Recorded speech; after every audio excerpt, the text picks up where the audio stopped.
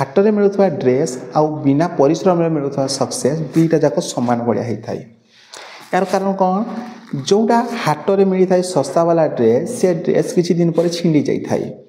सेमती जो मैंने बिना मेहनत रे बिना परिश्रम सक्सेस करी से सक्सेस किसी दिन भितर चली जाए। जो मैंने परिश्रम करी सक्सेस पाई जो मैंने परिश्रम द्वारा सक्सेस पाई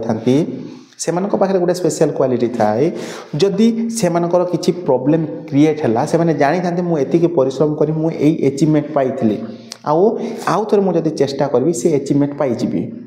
किंतु जो मैंने हल्का से सक्सेस पाई जाती किसी नक सक्सेस पाई जाती से नॉलेज न थाई से से सक्सेस चली जाए से मैंने एमती ही भांगी पड़ती जे हाँ आमर आसी आमर चलीगला किंतु जी मेहनत करें से कौन करे आउ थे या चेष्टा करे से रिबिल्ड कर कैपेसिटी पाखे फास्ट रू गेन कर रखता है तेणु यहाँ बहुत इजी हो जाए। Thank you.